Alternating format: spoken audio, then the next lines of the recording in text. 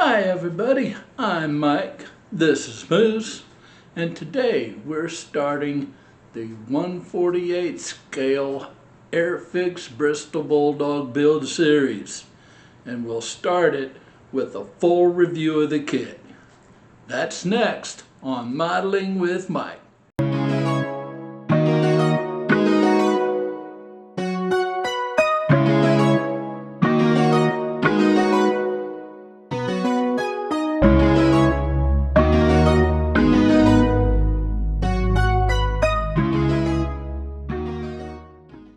Alright, we're back at the bench, and here we have the kit itself, the Airfix 1/48 Bristol Bulldog Mark II. Now, who would this kit be for? First of all, before we get into looking at everything, this kit would be great for interwar RAF fans, 1/48 biplane builders, and also budget-conscious modelers. And who might not it be for? Maybe detail purists, we'll check that out. But especially shake and bake builders, because this, if you want to do it, has rigging to it. If you don't want to do it, it's still not really a shake and bake build like a Tamiya kit or something like that. But let's take a look at the box here. Front of the box has some nice box art, as usual with Airfix kits.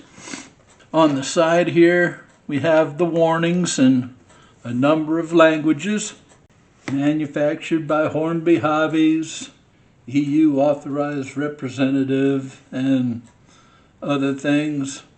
This kit has a copyright of 2024 on it, so it's not that old. Relatively new tooling, I would say. And here's the side of it, just another picture of the Bulldog.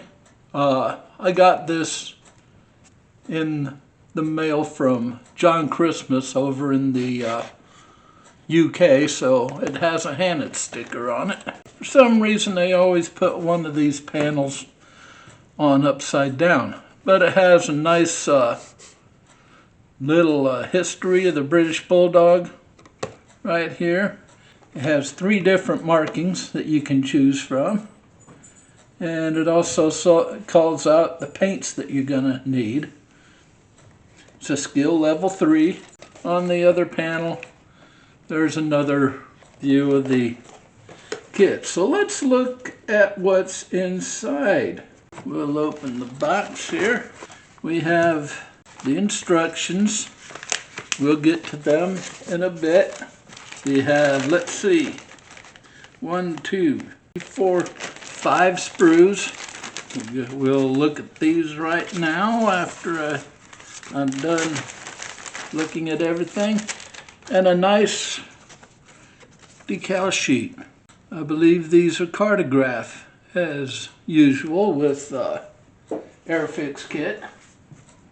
So, you know they're going to be quality, the decals. So let's look at the plastic first. We'll put the box over here. Now, I had this open before because I used one of the sprues for a thumbnail of one of my earlier videos. Have a clear plastic here. Let's take a look, see? We have a wheel that has come off, so there's one of your wheels. So we'll put that back in the bag so we don't lose it. Let's look at these wings here. Nice. We have nice detail, but we have a couple of, I don't know if you could see them, but there's a couple of little marks. You know, right there, right there. There's one right there. One right there. That's rather ugly. Hopefully it comes out.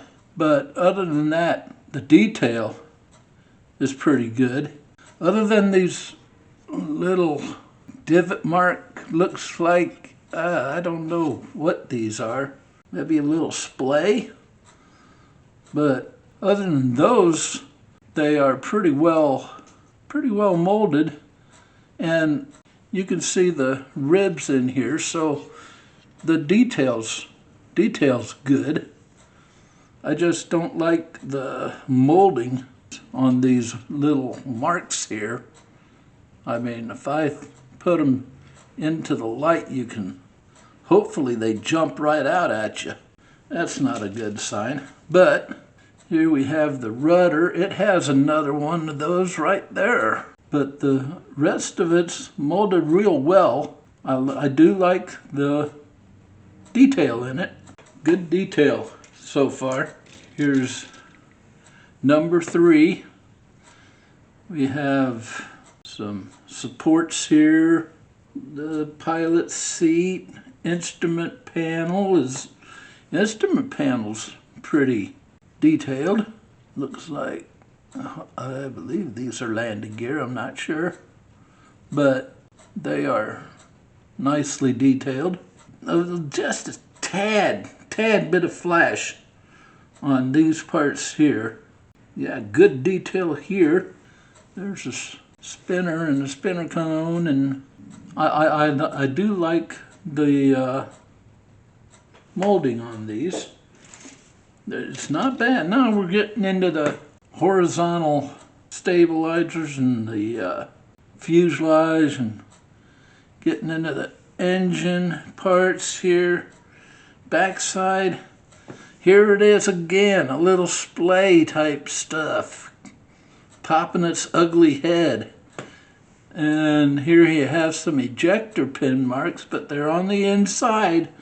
I don't mind ejector pin marks as long as they're where you can't see them. If you can't see them at the end, perfectly fine with me. I don't care. Yeah, look at that. Look at that. That's not good. That's not good there. Airfix, you sort of dropped the ball on this one. On your molding, especially on your horizontal areas. Fuselage looks good. I like the fabric or the plank detail on that. Nice detail on it. A little bit of flash, not too bad. Let's see. Yeah, the engine parts are nicely detailed. The supports there look good. A tiny bit of flash, not too bad. Not too bad at all. And here we have the wings. Let's see. Again, a little bit of that splay right there. Got to get on QC there, Airfix. I don't know if a lot of you know this, but I used to work in a injection molding factory. We made plumbing parts for manufactured housing. And if they would have saw that, QC would have saw that, they would have kicked it out and stopped my press immediately until it was fixed. And here we have some raised flash, or well, maybe that's supposed to be there because they're both like that, but that don't look right. We'll see if that's supposed to be there or not, but it looks like raised flash. But the rest of it looks pretty good. Again, ejector pin marks here, you know, they're on the bottom of the wing, the inside of the wing where you're not going to see it. There's some more splay right there. So I would say on the regular plastic parts, take away all the splay and it's pretty good. It's pretty detailed, but I do not like all the splay on there. It just uglifies it. So let's take a look-see at the clear plastic, shall we? Here we go. Well, we have the windshield here. Looks like we have some indicator lights, other lights. Let's see here. Put my finger under it. Well, let's put the spray gunner card under it. Let's see how. Not bad, not bad. Nice and clear. So yeah, That's a nice quality clear sprue. Doesn't seem to have any flash on it or abnormalities of any kind, so yeah, I'll pass that. Let's put all this back in the box. We'll put it in the bag later. All right, let's look at the instructions, shall we? First of all, you have, once again, in 3 languages, we have a short history of the Bristol Bulldog, the dimensions of the kit right here. These are the specifications for the actual plane. Had a maximum speed of 178 miles per hour. Back then, that was pretty fast. A range of 350 miles. A wingspan of 33 feet 11 inches. And a length of 25 feet. That was a medium-sized plane at the time. Has a couple of tips for best results. And again, you have the same thing in a couple more languages as he did at the front page. Assembly instructions. Few tips to help your assembly of the kit in a number of languages. And here's another thing. You all know how I feel about this. The icons. These are great. You don't have to wonder what you're looking at. You know, like this is your assembly phase, and this means cement, do not cement. That's your final position. Alternative parts means repeat your process a number of times. This is your decals. Round circle means it's a clear part. That means add weight. Remove by filing, that means to drill the part, cut the part, and that's your paint number for homebrew paints. So that's all gone through. Let's look at the instructions step by step. First things first, you're gonna have your first 12 steps. Looks like it's your cockpit. So you have your seat, your 2 sides go in. Have your paint call out here. Again, your paint call out. This looks like it's your control stick and the part it rests on. That goes on, connects to the seat. Front bulkhead or rear bulkhead connects to the back of your seat. Looks like you have your rudder pedals and everything. It goes onto its base, and it all fits on to, let's see, that looks like it's the front bulkhead. Okay, and that all goes against one side of the cockpit cocoon. Then you add your other side. Oh, and then you add your, what looks like your front bulkhead. Add your instrument panel with your decals for your instrument panel. That looks great. Looks like you have another control panel here.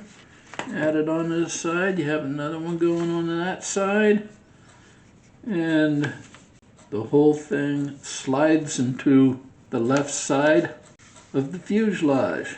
Add a couple interior pieces to the fuselage. Put your fuselage halves together. Got the underside of, it looks like your engine area, or engine cowling maybe. Got a couple of upper fuselage pieces, and that attaches to your upper fuselage, looks like, or lower fuselage. Looks like your lower fuselage. Drill out a couple of called out holes in your, looks like your lower wing. Then you put your 2 top wings together. Or is that, oh, that's the bottom wing. Okay, bottom wing goes on to the bottom of the fuselage. Got a clear part, goes right in there.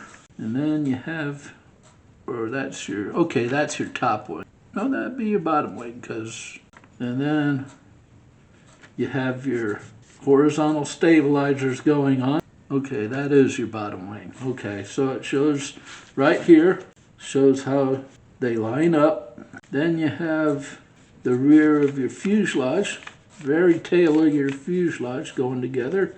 Sticks on top of your horizontal stabilizer. That looks like that makes a lot more sense than the last model I did for you. Then you have your rudder, your tail / rudder going on, 2 parts. You have some small engine parts going around the engine cowling, and then the same on the other side. Looks like some guns and a gun sight going on there. And there it shows your final position. You have another part going into that dent in the fuselage. Same on the other side. Then you have some supports going into the bottom wing, connect to the fuselage. Same on the other side. You got 2 of them, one in the front, one in the rear of the bottom wing on both sides. Then you got a part going on the wing here. Okay, that looks like a secondary propeller, and you add the prop to it there. Same thing on the other side. Secondary engine, secondary propeller. And that seems to be optional. Lots of steps to this. Then it looks like you're adding your supports for the top wing. One side and then the other. And looks like they want you to file out these divots here. And they want you to drill out a number of holes and file out a couple of more divots. And then you could put your top wing together with your flaps, and you can adjust your flaps if you want, down or up. And then you have your outer supports for your top wing, both sides. Shows you exactly how they should be seated in there. Turn your plane over and attach these all to the top wing, which makes sense. And let's see, you have another support on each side here going on each side. And then you have your landing gear going on with your axle. Shows you your final position for that. And then you put your wheels together and connect them to your axle. Well, you have over 60 steps to this. And then you start your engine, and we're going to skip all this because we have a 3D engine right here. We'll take a look at that here in a bit. Put your 2 engine parts together, slap that on through there, and then you have your spinner going on. Attach that to your fuselage, and it shows your final position in there. Then you have your 2 parts there, 2 more, starboard assembly, and those are like your pistons, I believe. They go around, all the way around your engine. Build in sequence, it says. Then it shows your final position of everything. Adding a hose here, or a strut, another strut. Then it goes to your propeller and spinner. Spinner goes through there and into your cone. Attaches to your engine. Then you have your bombs and your bomb rack. Put them on your bottom wing. And you have, these are for your rigging, I believe. Put them at the bottom of your bottom wing. And here is your rear wheel. Put that there. Antenna goes there. Of course, your windshield goes there. Final touches. Another gun at the top. And some lights. Boom, boom, boom. And you're done. If you want to do rigging, this is all of your rigging here in red. I doubt if I'll do rigging. Rigging is not one of my strong suits. It's just going to take up time. You could do rigging if you want. If not, it's no big deal. You know, the purists out there are going to say, well, you need rigging. No, you don't. If you don't want to, you don't need to. And there's more of the rigging here. Again, more rigging. And yeah, this is step by step. If you want to do rigging, this will show you step by step how to do it. That's one thing I love about Airfix. They show you step by step everything you need to do. So here's your 3 marking and painting guides, and also your decal guides. This is number 3 Squadron, Royal Air Force of Avon, Wiltshire, England, 1929. Shows you all your paint callouts, all your decal callouts. Perfect. And okay, there's your first one. Your second one for the Bulldog is number 17 Squadron, Royal Air Force of Avon, Wiltshire, England, 1930. And this one looks like it's a little easier paint scheme, maybe. We'll see.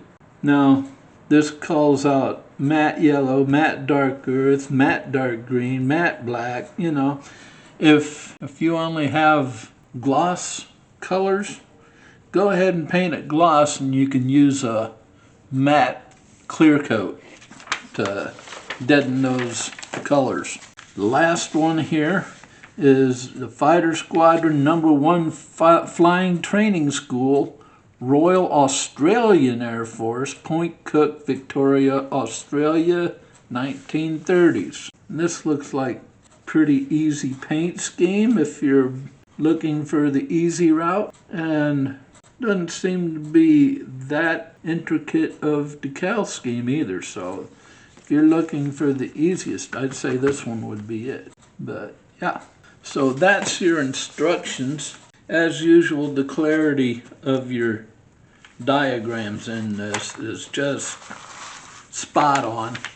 Airfix is known for giving very clear instructions on where stuff goes, and this isn't one of my favorite parts of it. They show you how everything that you do is supposed to end up in the next step, and it's beautiful. It's beautiful. I love it. The build sequence, it looks logical to me, but I'm sure there's going to be 1 or 2 spots. There's always is 1 or 2 spots that, you know, make me wonder why they put that there, you know.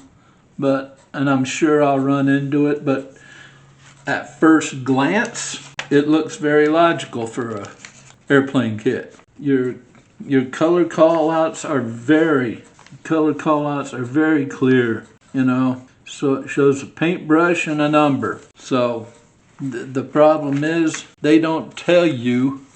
They don't have a section where they tell you what number is for what color. You have to look that up online and write it down. So is there any confusing steps in here? I really don't think so. It looks very straightforward and very clear. But like I said, the only confusing thing I'd see is the rigging. If you go by these, you're going to get confused. Just go step by step here. If you're doing the rigging, start with 67 and keep moving, because they're showing you everywhere to put your connections, and it just takes you step by step. And then your call outs, your paint and decal call outs are straightforward. So there is your instructions.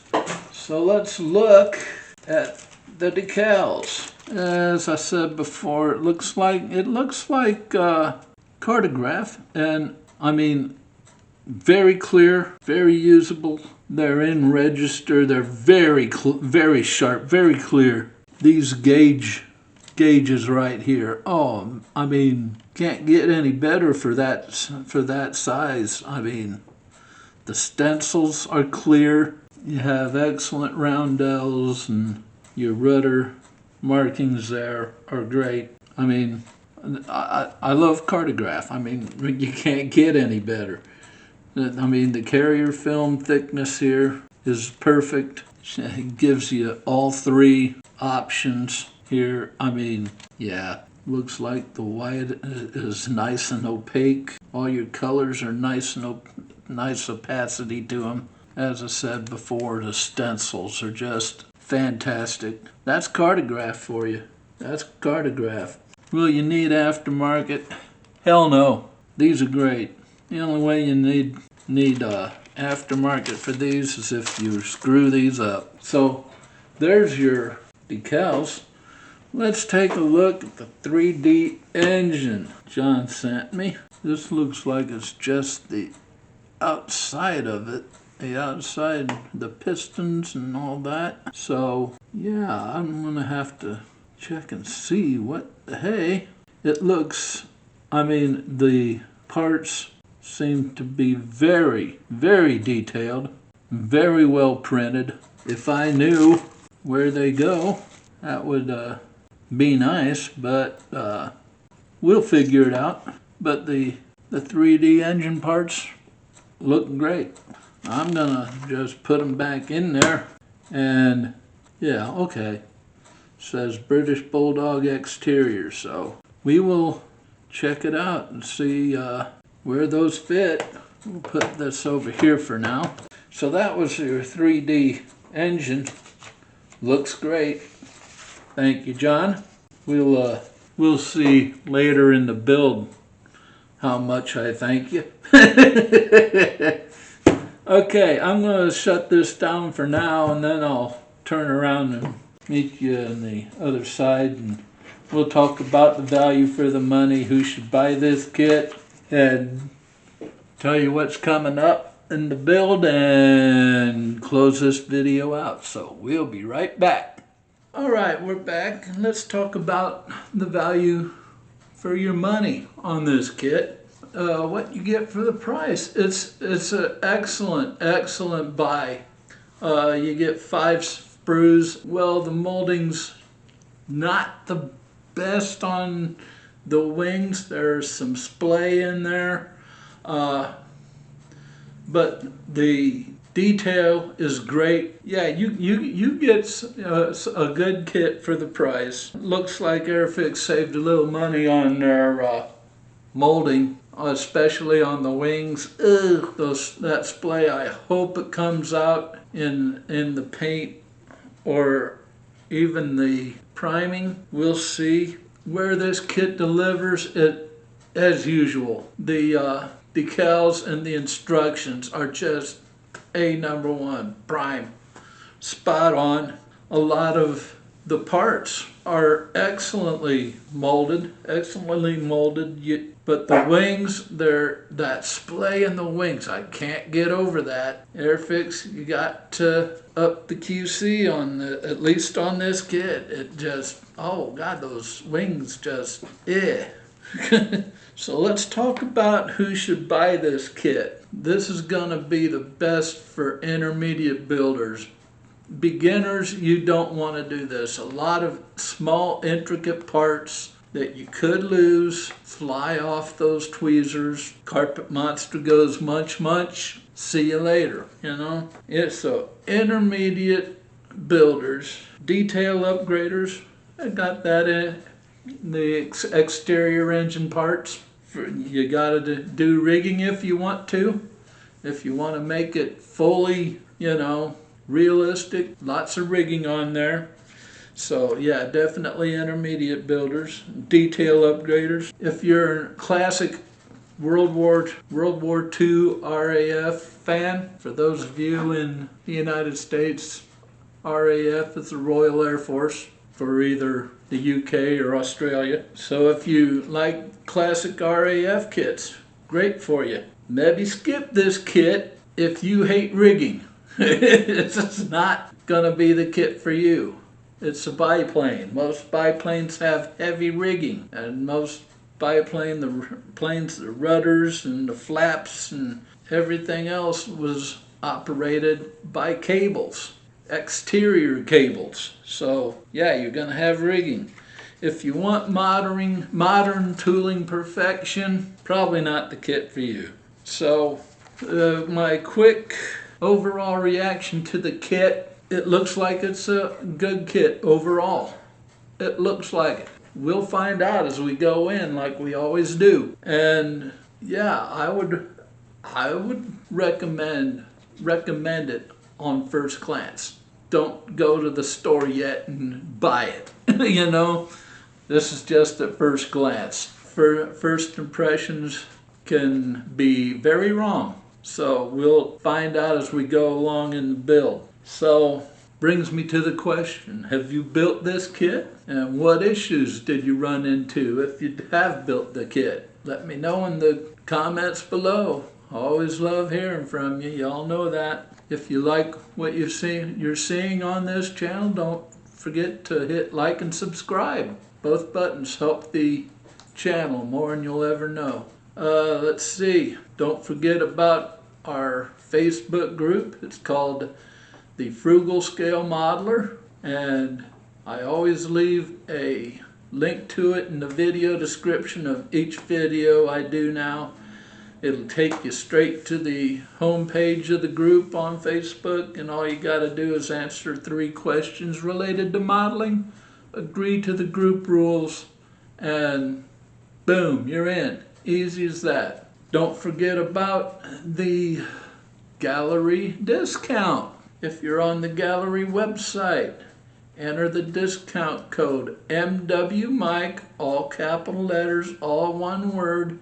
Enter that at checkout and you'll get a 10% discount on your order. And also, if you're on the gallery store in Amazon, use the discount code SH48Mike, again, all capital letters, all one word. Enter that at checkout.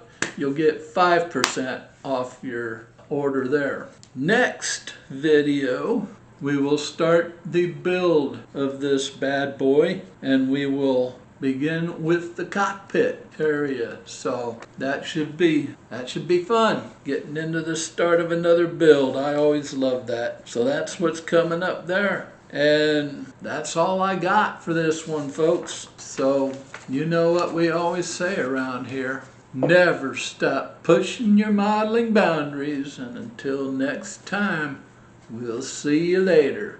Bye-bye.